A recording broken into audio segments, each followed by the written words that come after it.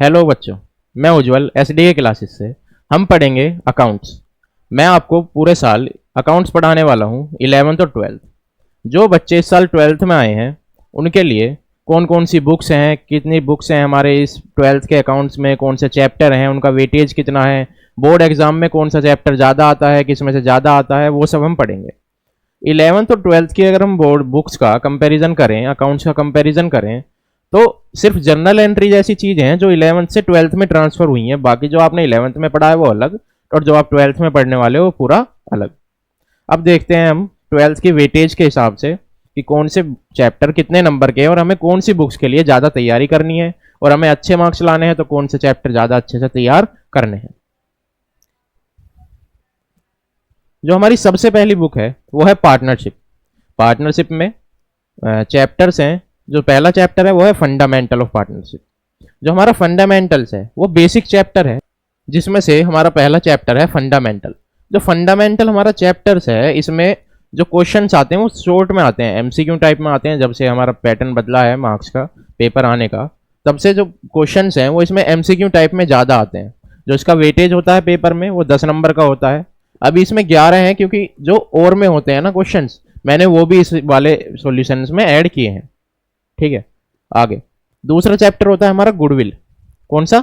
Goodwill. इसमें से एक क्वेश्चन ही आता है, वो होता है पूरा 3 नंबर का। जो फिर उसके बाद है चैप्टर चेंज इन पीएसआर। कौन सा होता है?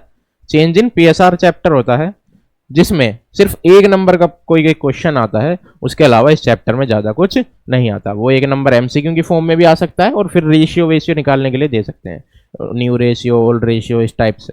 उसके बाद है एडमिशन चैप्टर। कौन सा है? एडमिशन, जो कुल मिला के 8 नंबर का आता है। कितने का आता है? 8 नंबर का। अब इसके बाद का जो चैप्टर है वो है रिटायरमेंट। ठीक है, रिटायरमेंट जो होता है हमारा वो 10 नंबर का होता है। ये जो मैं वेटेज ले रहा हूँ ये ज़्यादा बैठ जाएगी, क्यों? क्योंकि मैंने और के भी क्वेश्चन इसमें ऐड किए हैं। ठीक है, इन दोनों चैप्टर्स में आता है ऑप्शन। जो क्वेश्चंस आप जब बोर्ड में एग्जाम देने बैठेंगे, ठीक है, तो इन दोनों जो चैप्टर्स हैं, एक तो हो गया एडमिशन, एक हो गया रिटायरमेंट, इनमें ऑप्शंस आते हैं पेपर में कि इनमें से किसी आपको एक क्वेश्चन अटेम्प्ट करना होता है जो 6 नंबर का होता है। इसलिए अगर आप अपना 6 नंबर पक्का करना चाहते हैं तो इन दोनों चैप्टर्स में से कोई एक चैप्टर आपको बहुत अच्छे से करना होगा।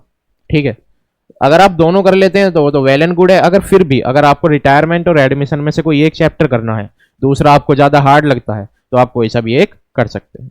जो इनमें से क्वेश्चंस आएंगे वो मैं आपको जब हम चैप्टर्स पढ़ेंगे उस समय बता दूंगा, क्योंकि हर साल सेम क्वेश्चंस ही रिपीट होते हैं लगभग।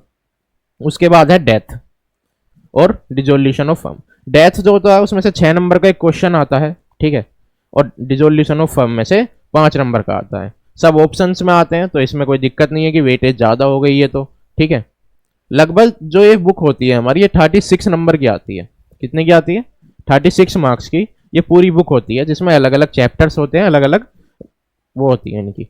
दूसरा, ये जो तीनों चैप्टर्स हैं, डेथ हो गया, रिटायरमेंट हो गया और डिसोल्यूशन हो गया, इन तीनों चैप्टर्स में लगभग सेम ही चीज़ें रिपीट होती रहती हैं बार बार।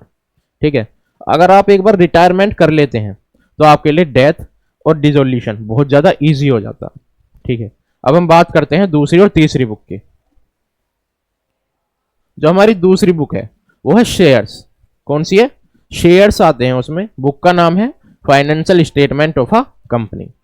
इसमें क्या होता है, मतलब बुक में पूरी में इसमें शेयर्स के बारे में पढ़ाया गया है। 11th में इसका कोई रोल नहीं था, 12th में नया है एकदम आप सब लोगों के लिए। इसमें बस जर्नल ही जर्नल होती हैं, जर्नल होती हैं, थोड़े बहुत न्यूमेरिकल होते हैं। तो ये आपको ज़्यादा न्यूमेरिकल वाइज नहीं होता, आपको बस जर्नल्स याद करनी पड़ती हैं अपने हिसाब से। इसका जो पहला चैप्टर होता है वो होता है शेयर्स, जो बहुत इंपॉर्टेंट होता है और सबसे ज़्यादा वेटेज लेके चलता है अपने साथ पूरे एग्जाम में। ये लगभग 6 4 10 3 13 13 4 17 नंबर का एक चैप्टर आता है खुद के हिसाब से। ठीक है, इस चैप्टर्स में और में भी ऑप्शन आते हैं, मतलब इतना तो नहीं होता कि 17 का पूरा आ जाता है, लेकिन इसी में 15 17 16 इसमें हिसाब से चैप्टर पूरा चलता है। आगे अगला चैप्टर है डिवेंचर्स। कौन सा है? डिवेंचर्स। ये कितने का आता है?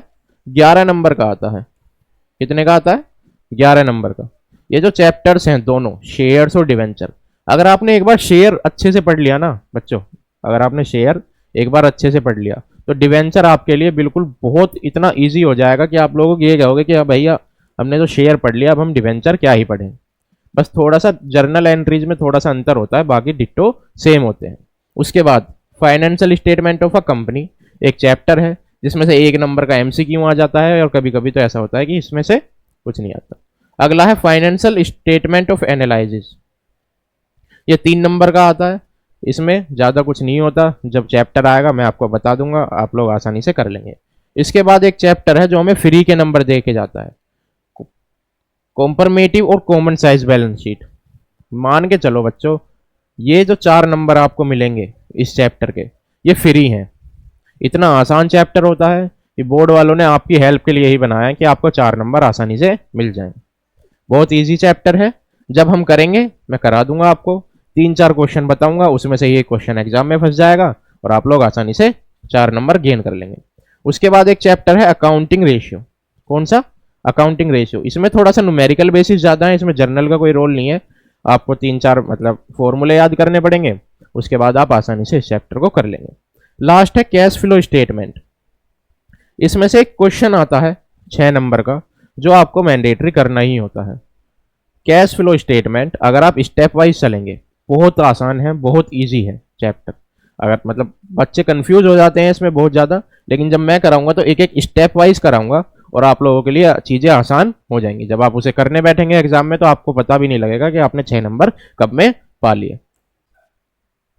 Thank you. अगर आपको मेरी वीडियो अच्छी लगी हो तो इसे लाइक करें, हमारे चैनल SDK क्लासेस को सब्सक्राइब करें और कमेंट्स करें। मैं आपको कमेंट्स में डायरेक्टली आंसर बताऊंगा अगर आपको कोई डाउट हो।